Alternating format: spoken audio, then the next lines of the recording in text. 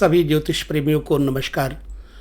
प्रिय दर्शकों, भारतीय ज्योतिष गोचर शनि के विशेष नियम के बारे में हम चर्चा करेंगे। विषय अत्यंत ही गहन है, महत्वपूर्ण है। गोचर फल विचार में सबसे विशेषता शनि की है।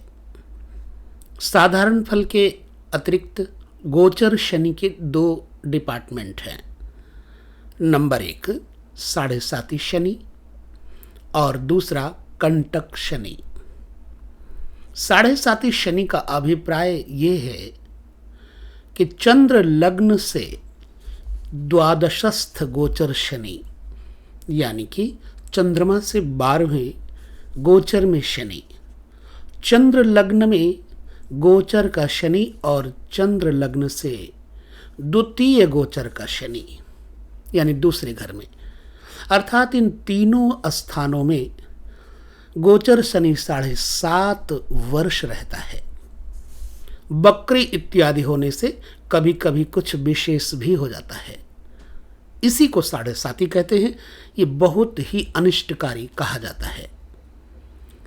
आइए हम चलते हैं, जानते हैं साढ़े साती के बारे में। ग्रंथकारों ने साढ़े साती फल को विशेष रूप से इस प्रकार बताया है। जब चंद्र लग्न से शनि द्वितीय स्थान पर रहता है, अर्थात पहला 2.5 साल, तो पहले 2.5 साल में जातक की व्यय की मात्रा अधिक ही बढ़ जाती है। इतना व्यय हो जाता है, इतना खर्च बढ़ जाता है कि जातक को समझ में नहीं आता कि अब हम करें तो क्या करें, और अकस्मात हानि हो जाती है धन की। कर्जा ले बैठता है, फिर कर्ज अदा नहीं कर पाता, फिर बेघर होने की नौबत आ जाती है। तो जातक कुछ समय तक शांतिपूर्वक एक स्थान में वास करने से असमर्थ होता है, यानी एक जगह नहीं बैठ पाता, और स्वास्थ्य भी अच्छा नहीं होता।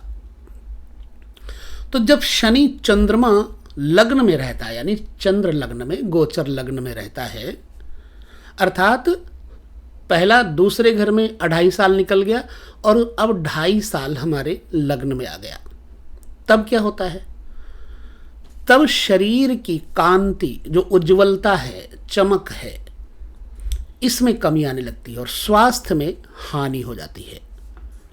चित्त अशांत होने लगता है, धन का व्यय और धन की क्षति लगातार चलती रहती है।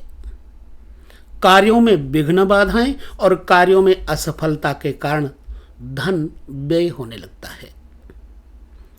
और अंतिम 2.5 वर्ष, यानी चंद्रमा लग्न से जब द्वितीय स्थान में गोचर का शनि जाता है, तब बंधु वर्गों से अनायास, क्योंकि दूसरे घर में कुटुंब का व्यवहार देखा जाता है, तो भाई बंधु वर्गों से अनायास, अर्थात बेकार विवाद और जातक के परिवार के लोगों को रोग अथवा उनमें से किसी की मृत्यु भी होती है।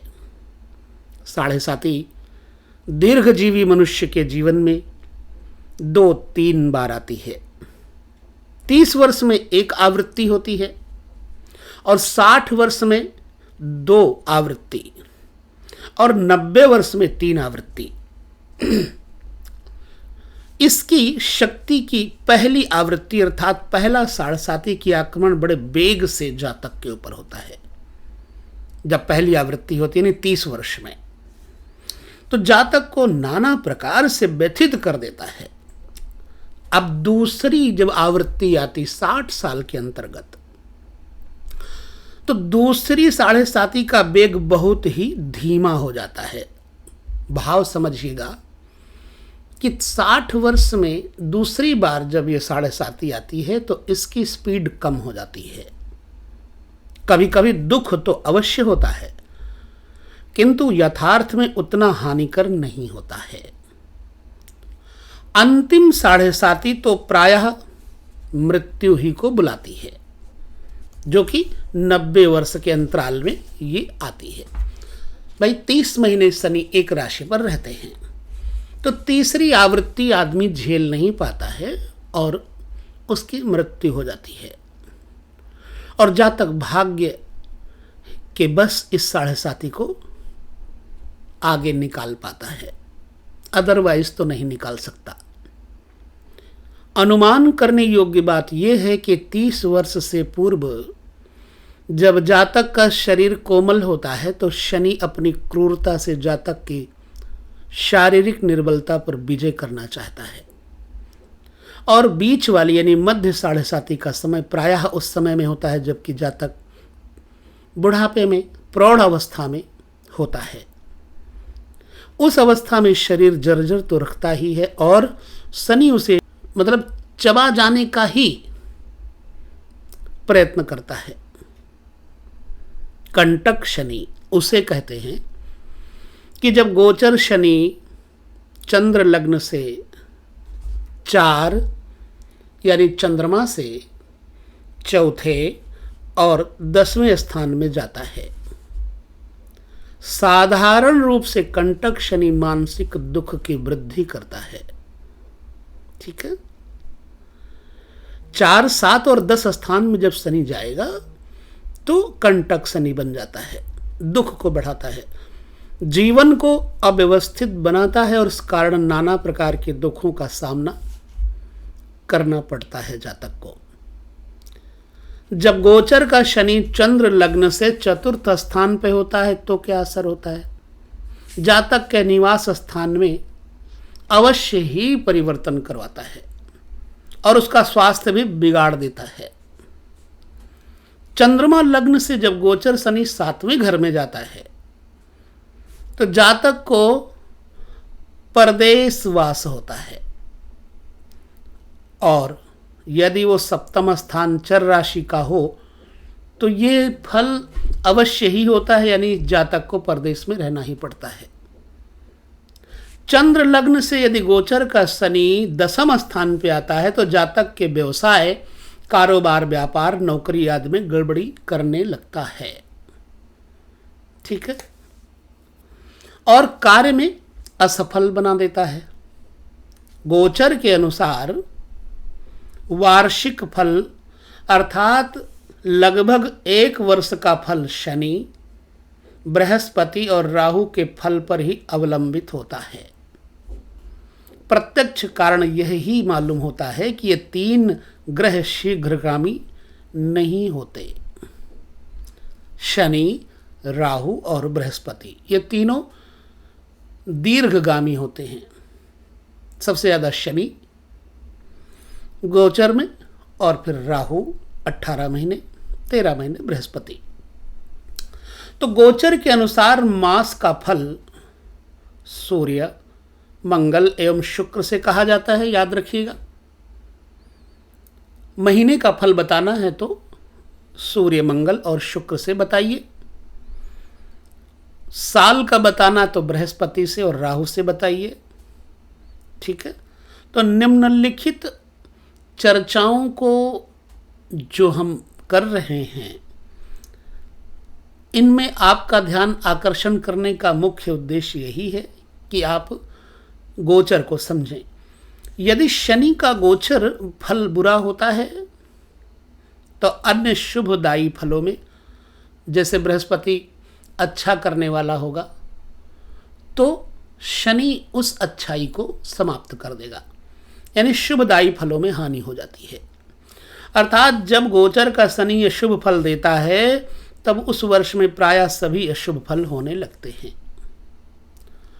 अच्छा, जिस वर्ष का अशुभ शनि फल रहता है और बृहस्पति का फल यदि शुभ हो तो भी उस वर्ष में विशेष अशुभ ही होता है। इसलिए शनि को बहुत ही ध्यान से देख करके किसी की कुंडली में 7.5 का या वार्षिक फलादेश करना चाहिए। जिस वर्ष में शनि उत्तम फल और बृहस्पति अशुभ फल देता हो तो उस वर्ष व समय में प्रायः शुभ ही फल का उदय होता है, क्योंकि शनि शुभ फल का कारक हो गया।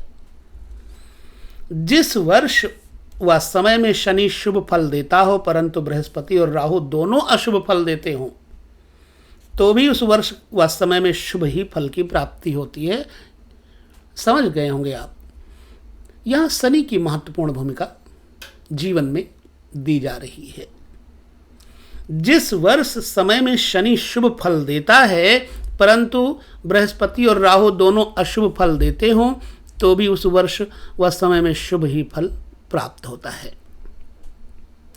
जिस वर्ष व समय में शनि शुभ फल देता हो और यदि बृहस्पति और राहु भी शुभ फल देता हो तो सब प्रकार से शुभ ही शुभ होता है। यदि वर्ष का फल उत्तम हो और महीने का फल निकृष्ट हो तो उस मास में उत्तम ही फल होता है। यदि वर्ष का फल निकृष्ट हो और मास का फल उत्तम हो, वर्ष का फल बुरा हो और महीने का फल अच्छा हो तो उस महीने में उत्तम फल नहीं के बराबर होता है।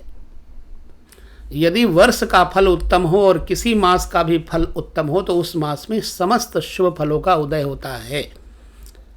इन्हीं कई नियमों पर ध्यान देकर गोचर के अनुसार एवं वर्ष और मास का फल सफलतापूर्वक बताना चाहिए।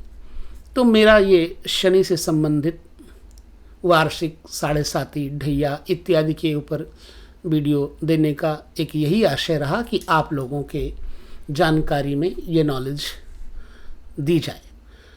वीडियो कैसा लगा हमें आप ज़रूर बताएं। अगर ज्ञानवर्धक है तो आप चैनल को सब्सक्राइब करके पुनः इस चैनल पर आने का बार बार प्रयास करें, यही निवेदन है। लेते हैं विदा आप सभी से। नमस्कार।